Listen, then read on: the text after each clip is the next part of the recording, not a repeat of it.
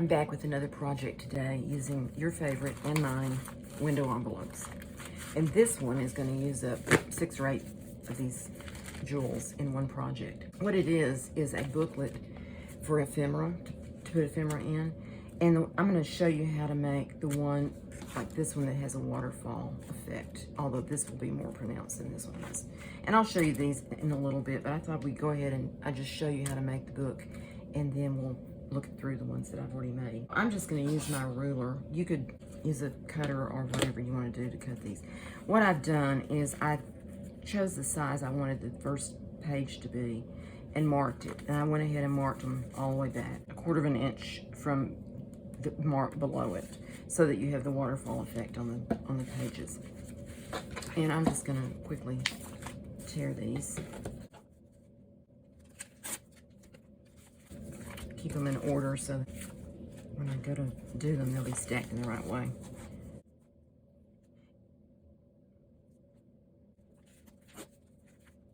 And these booklets can be used to keep ephemera in. It's real handy for tags and other things like that.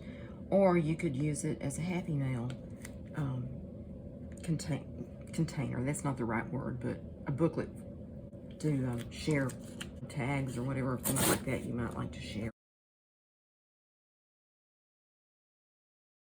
And it doesn't really matter, it didn't matter to me what is on the envelopes. You can cover it up if you want to. On the booklets I made, I just kept the envelopes with their identity, I guess you might call it. Whatever was printed on it, unless it was something I didn't really want to show, if it was something that was something I didn't want to look at. So this is how it turns out with that. And that one needs to be trimmed a little bit right there. It didn't tear quite right. And also, since I tore that, the marks are still there, so I would erase those off of there. Now what you want to do is you want to keep this order when you make your book. The first page needs to be attached to the back page. The way I put this book together, I have my binding strip attached to the front, the outside of those 2 pages. So it would need to be with this on this side and the back page face down on this side, so that when you put your strip on there, it's turned, it's on the outside. You can put it on the inside on the rest of them, or you can do it whichever way you want to do it.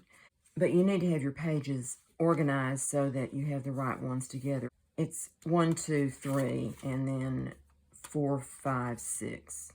And 6 and 1 go together, and 5 and 2 go together, these 2. And 3 and 4 go together. That's a little bit confusing, but that's what you need to do if you're going to do the waterfall. So I'm going to go ahead and quickly put these together. And you can use fabric strips. I had this banner thing that I bought on sale at Hobby Lobby one time. I had a bunch of strips of fabric on it. And I use these. These are 1.5 inch strips. And I used some of these when I made this book. That's where that came from.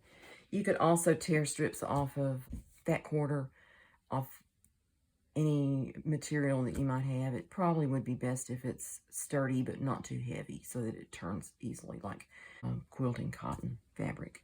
Or you can use lace. And I pulled these laces out as examples. This one is seam binding lace. I got this in a bag at, I think it was at Salvation Army. Somebody had already cut strips for some reason, some other project or a reason, or these were offcuts or whatever. So that would be perfect to use up some strips like that. This lace has an edge on each side that is scalloped, so that would be pretty to use. This one has one side, but it would still be pretty because you could have, they're not going to be next to each other necessarily, so it wouldn't really show up that, oh, this is scalloped, this is not. It would just be a little bit of variety. And this one is a little bit thicker, and it's some kind of cotton lace, I think. I think what I'm going to do is go ahead and use those strips of orange lace because, as I said, they've already been cut.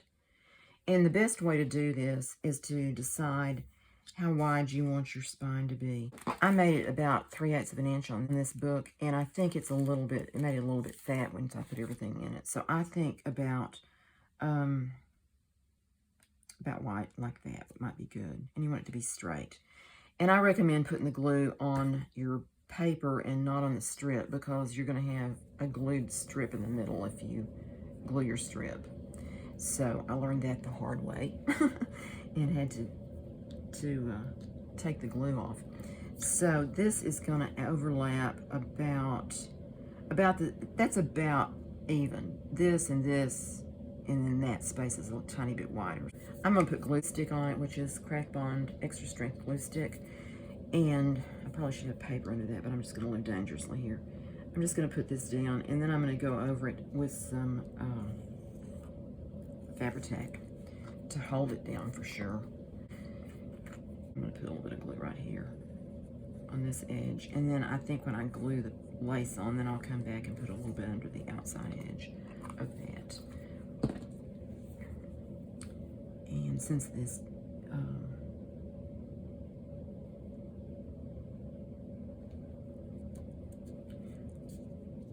now this lace is a little bit thin, so it may not be the best choice for this, really. Okay. I see that's showing through there, and you might not like that. You might want to cover that up with something, or put some paint over it, or whatever you'd like to do to take care of that before you make your book. Okay. I'm going to set those two aside to dry and do the next two, which is 2 and 5. This one goes this way. If you want, it goes this way if you want all of your windows to be facing on the right hand page. So in that case, you put it this way. Otherwise, if you don't care, it doesn't matter too much which way you put it together. They could be mixed up or however you wanted to do it. Put some glue on here. And this one is open here on this edge, so that probably needs to be glued. But I can do that after I put this lace on here, because I'm putting it on this side. And that's kind of mixed up from the first one is on the outside. This one is going to be on this side, so we'll see how this goes.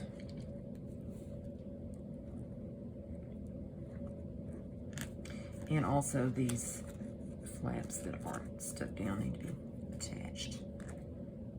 Probably should do all of that ahead of time. I just jumped right in here and didn't do that. So, okay, get another strip here. This one I'll cut off when I get it on here. And you can also use paper for this part of the binding to put this together like this. But I would suggest using some that is sturdy, not too thick, but don't use fragile paper that might crack and break, because then you'd have your book falling apart before you hardly got going. So that would be my recommendation on that. And on this book, I used a dictionary page, but I backed it to some fabric, and so that made it sturdier. Okay, that's the second one. And this is the last one here. Okay, let's see. This one is 3 and 4. So this one goes this way.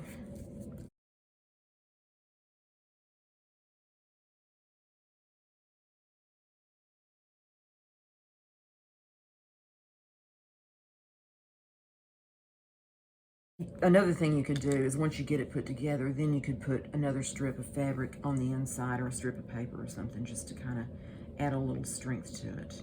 I did that on some of the pages on the other one.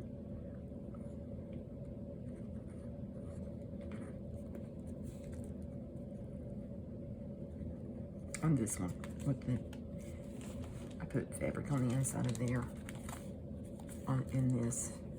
That was the one I put the glue on, and it was gluey on that inside part, so I just put another piece of fabric on there to make it work a little better.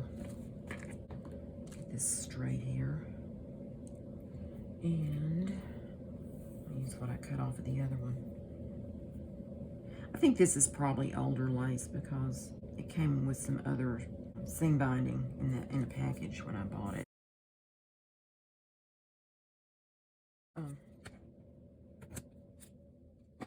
That is my 3 signatures, we'll call them. And we'll put them back together. This is the first one. The thing about this waterfall type of book is that you have this tall one and this short one, and then you have this in the middle, so that has to be trimmed back too. But I'm going to stick a piece of that. I'm also going to glue that. It would probably be best to prepare all of this before you get started. I was in such a hurry to get going. And this one is not glued here.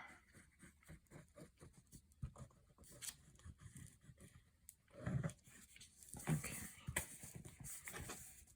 But when you're putting the book together, you can take care of those things if you forgot or missed one or something like that.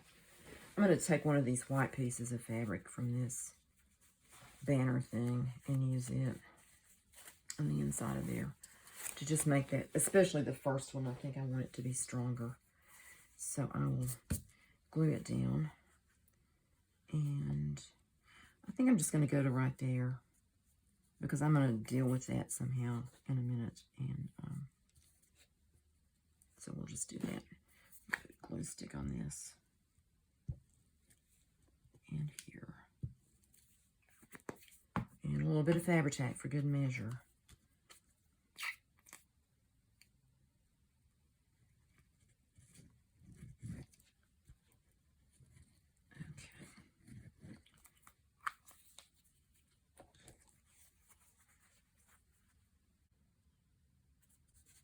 This just gives the cover a little more strength in the binding. And I think that makes the whole book a little bit stronger too by doing that.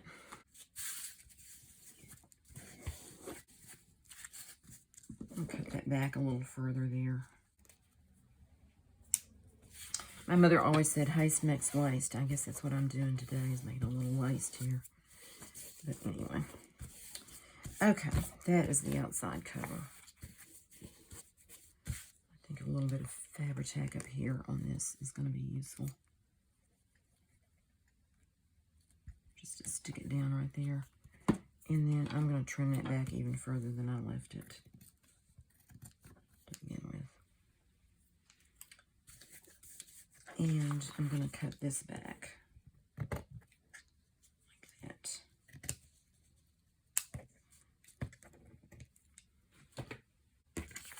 Okay, that's the first one. This is the second one. I put that on the inside that time. Is that right? No, that's the second one, and this is the third one. And let's see if I got them right so that we have a waterfall. We do. Okay, great. This seems like it's too much fabric in the binding right now, but when you start stuffing your book, it will take up that space. I'm just lining these up so it'll look right. Let me take a look at it here. Like that. Okay. So there we have, and these will have to be cut off, I guess. And our little booklet in the waterfall design. Now, the ways you could bind this is you could just open it up to the center and make sure everything's lined up straight. Take it to the sewing machine and sew right down the middle of it. That's what I did on this book. I sewed it with stitched right down the center. Or you could use a 3-hole pamphlet stitch, and you probably wouldn't even have to poke the holes. You could just go through the lace on that. That's an option. You could also just, with a needle and thread, just go running stitch down this center seam to bind them together. Or you could staple it. And you'd need a stapler that has a throat that's wide enough to get to the center. Or you'd have to open the stapler up and staple and then carefully turn down the ends of the staples on the inside. You could put these books together with the tab binding, where you put 3 on the front, and then you put 2 in between on the next one, and so on. But to me, that's confusing. I get very lost in that for some reason. And you would have to cover up part of your stuff with the tab binding, but it could be done, I think. And there's probably other ways to bind it that I haven't thought of. This is 6 envelopes. This one I did 8 envelopes. You could probably do as many as you wanted to do, but you just need to make sure that they're in the right order to have it when it comes together. Unless you don't do the waterfall. If you just do a random, like this one is random, or you did them all the same height, then you just arrange them however you want them to be arranged and put them together. But if you want all of the windows on the right-hand side, then you need to put those windows in the order where they show up on that in that way. I hope that's clearer than mud. I don't know. I'm afraid it might not be. Let me just show you the first one I did. As I said, I used the fabric strips on this, and I've made pockets on the inside using some of the offcuts, which I have a bunch of those now. I don't have so many envelopes, but I have offcuts now. I covered that up because of whatever it said I didn't like. I liked the 24 there, and it said to be opened by addressee only. I don't care, you know, that that's on there. I don't mind that these envelopes are still recognizable as what they are because they do have the window on them, and that's pretty obvious. And then I just put some things in the pockets, and that's just one of those flashcards in there that when the numbers show through the window. I made a little scrappy pad to go on this side and clipped it in with a paper clip. This one this looks so busy to me, I didn't like it showing through the window like that, so I just put it in backwards, and I like the way the threads show up in both windows, and the brown there, I like that. This is a little one of these that I just cut in a circular shape there. And if you don't like the way these envelopes look here, you can cover these backs with paper or scrapbook paper or whatever you want to do, or put a strip here, cover it up however you'd like to do if you think it's unattractive and that bothers you. This one, I made a tag out of wallpaper.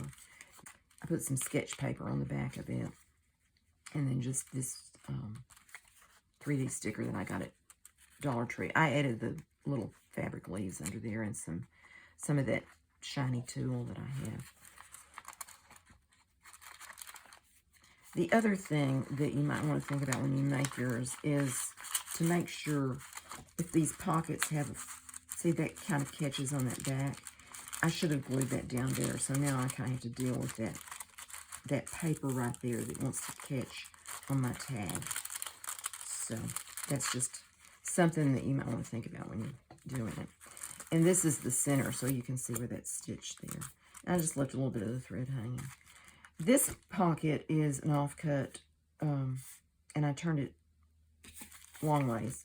I ran it through the embossing machine with this folder with the flowers on it, and then I used a die to cut this hole, the circle, and I put acetate in between in here, and then glued it together to hold it in place, and made a little pocket that slides behind, kind of a belly band effect there. And I just used a little cluster and a ticket on that. This one I kind of think of as being shabby chic or shabby themed. That's just another tag that I made a while back using some book paging stuff, just black and white. This is the Tim Holtz die that cuts the slot pocket, and just put some various tabs in there. And then this one is a paint chip that I used this sculpting medium from Walmart. Is where I got it, and it's Royal Langnickel is Essentials is the brand. And it's been so humid lately that it isn't drying properly, so I have to release it every time I take it out of the pocket. And I just glued the paint chip to this piece of a file folder that I had left over from another project. I think that was left over from my Dollar Tree challenge that I did. And that's just a piece of dictionary page and a little bit of ribbon that was the same color as that. I thought that looked pretty. So that is that pocket, or that folder. And I just left the back plain on this one. Then the other one I did is this one, and I tied it with this seam binding. And so all the pages are loose in this. And that's a paint chip that I put a sticker on. I'm going to go through this a little bit quicker. Just some ephemera things here. Sales slip. A couple of things in that pocket. Little offcut of something there. This is a tag in here. It is a leftover piece of file folder. I put some scrapbook paper on the back and used a stamp to put a typewriter on there.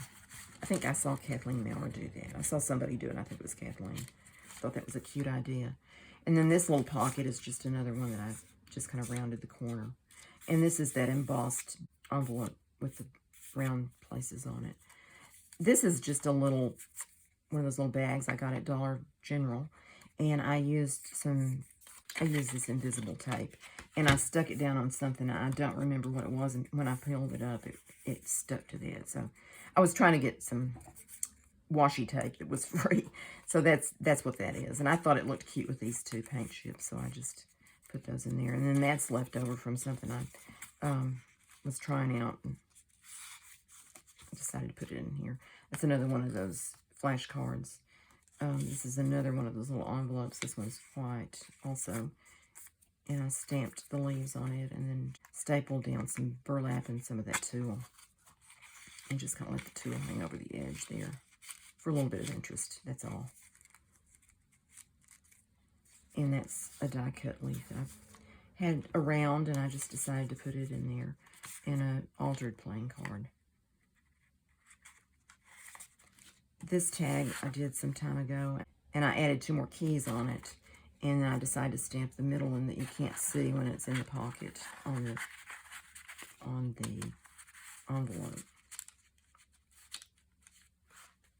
Could have done a little better job of getting them lined up, but I didn't. So this is another scrappy pad. This one is just not even sewn. I probably should sew the pages into that, but little things that you could just put in or use it as a notepad or whatever. And that hole was in there, and I just decided to tie that little piece of baker's twine there.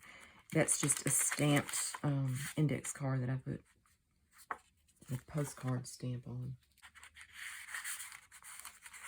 All of these envelopes, I tried to pick ones that had interesting designs on the inside. You could, I mean, if you wanted to, you could make it a whole really elegant thing. This is where the center is tied there. By covering up everything and painting it or whatever you wanted to do to make it where it doesn't look like envelopes so much. But that doesn't bother me that it's that way, so this is what I've done. This was an offcut, an invitation. It has who, what, when, and where over here, and I just covered that up with one of those faux washi. You make it by sticking a piece of this tape down on a book page and just peeling it up, and the type comes with it. And I put some of that sculpting medium on this dictionary page, different dictionary page, and just slid it into the pocket there. Just as something cute. And that was just laying on the desk, and I decided to staple it there. I thought it looked cute with this brown paint chip. I used a guest check with just a little bit of that snowy mesh stuff that I stapled, or I actually glued that to the top. And then this was the label that I had just cut out of some scrap paper leftovers and put the butterfly. There was a notch cut in it there because it wasn't quite big enough, so I just covered it up with that butterfly. And then I used this, this came out of a little ring-bound index card book, and I just stamped that flower on it and tied a little piece of baker's twine there. And it kind of sticks up there, but I thought that was kind of cute to have that at the top. And then this has a postcard in it. It's the Sunken Gardens in San Antonio. And I think it's kind of neat how when you put it inside the envelope, it kind of frames those two parts of that picture. And that looks like a waterfall right there. I don't know if it is or not, but it looks like it is, and it's kind of neat. And then I made a belly band here. This was an offcut of an envelope. It was the length of the envelope, and I had saved it because I liked that design on it. And these are some faux tickets that I made a long time ago, and I decided I'd put them on this piece of paper and make it into a belly band. And then that was I tried doing some stenciling with this potato bag mesh that I have, and it turned out like that. I don't know how well you can see that, but I thought that was kind of neat. And this was, I was trying out embossing and then sanding on a paint chip. Whoops. And I sanded the back, or I put gesso on it. I can't tell which. But anyway, I thought they went together well and looked cute in the belly band there. And that was the extra ticket from this that I just put at the top of that. A little tab at the top. And then on this one, I used the embossing medium again to stencil this fern onto this piece of file folder. And it probably could stand a piece of paper on the back to turn it into a tag or something. But this is kind of just a little assortment of things that you might want to use, or one might want to use in a journal you're making or something, and you have it all together here. And on the back, on the other one, I just left the back plain. On this one, I decided I was going to put this piece of napkin on there. It's from this napkin. So I did that. I just thought it looked cute with this green. So that's the books. And I was thinking on this one, since it's tied with the ribbon, if you decided that you wanted to add some pages in here, that you thought that'd be fun to have pages, you could just slide them in. I put together a few right here. Just some odd pieces into the middle here. And you could just slide it in between wherever you wanted to. You could put it in the middle, just put it under the ribbon, or you could slide it here and just put it in there and make it into a little signature in the book. And then if you were using this to use in other books, you'd have paper there that you could use also. So that was my thought on that. And then this is the one that I did before, and this is the one that is going to be finished in sometime when I decide how I'm going to put it together. Anyway, I hope that's been helpful. I hope you like the idea, and maybe we'll make some. I had a lot of fun doing them. I think there's lots of ways they could be used. You could use them, as I said, as happy mail, or you could use them as keeping up with the project's ephemera that you wanted to use. Or you could use it as a little journal. You put pages in between every one of your signatures and have a journal situation there. Thank you so much for watching. I hope you enjoyed it. I hope you got some ideas. Oh, I was going to mention this before I go. This guest check, I stenciled on it and stamped. And then I was thinking about what I could put on as a topper, and I had this piece of jute twine lying around, and I decided to just curl it up there at the top. And when I got it curled up, I had this piece hanging down, and I thought, well, that looks kind of cute. I think I want to keep that. So I tied a knot in it, and when I put it in the envelope, I thought about making a hole there and putting the end of the rope through the hole. So that's what I did. And I thought that was kind of different and kind of fun. So I thought I'd share that with you also. Okay, that's it. I'm gone. Thanks so much. I'll see you next time. Bye.